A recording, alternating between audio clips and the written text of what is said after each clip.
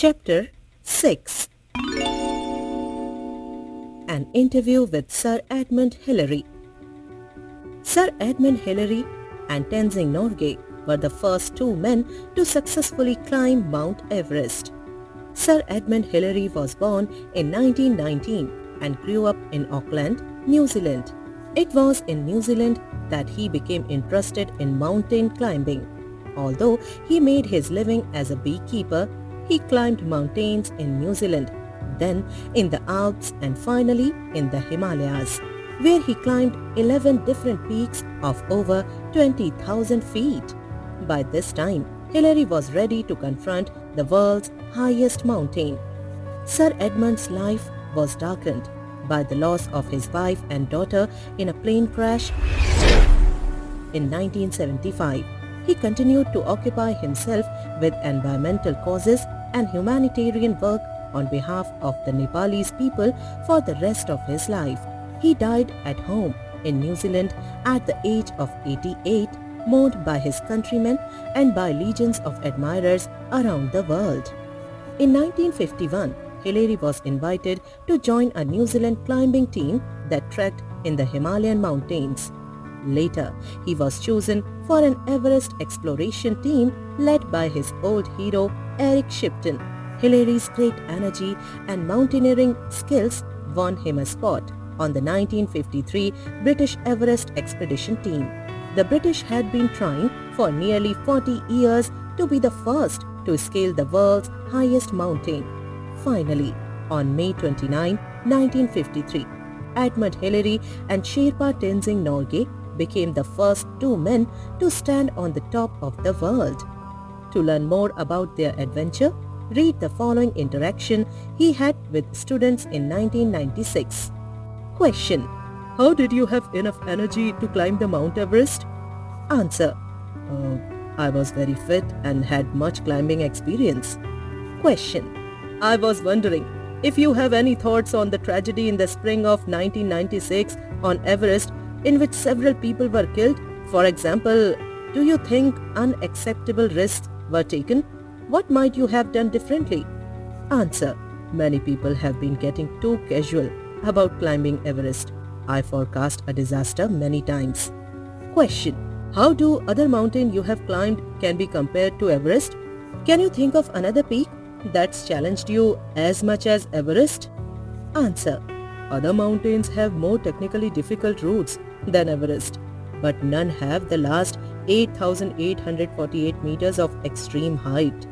Question: how did you sleep on Mount Everest? Answer: sleeping is always difficult at high altitude, so we didn't sleep much. Question: what was the most difficult part of your adventure? Answer: strong motivation is the most important factor in getting you to the top. Question: did you have to carry all your own food, or was there some food available on the mountain, such as plants? Answer: we carried all our own food. Question: I know from reading your story that you were trained for a long time and also a courageous man. But was there a time up on Everest when you were scared? Can you describe what was happening? Answer: I was scared many times on Everest, but this is all part of the challenge. When I fell down a crevasse, it was pretty scary. Question: what did it look like up that high on the mountain? How long did it take you to climb Mount Everest? Answer: from the summit we could see at least 100 miles in every direction. It took 7 weeks to go from base camp to the top, but only 3 days coming down. Question: how many pounds of food did you take? What kind of food did you eat? Answer: high on the mountain, food is repugnant and you have to make yourself eat. Most of our energy came from very sweet drinks, mostly hot weak tea with lots of sugar. Question: how did you feel when you reached the top of Everest? Were you able to see anything? What did the world look like from up there? Answer: on the summit of Everest, I had a feeling of great satisfaction to be first there.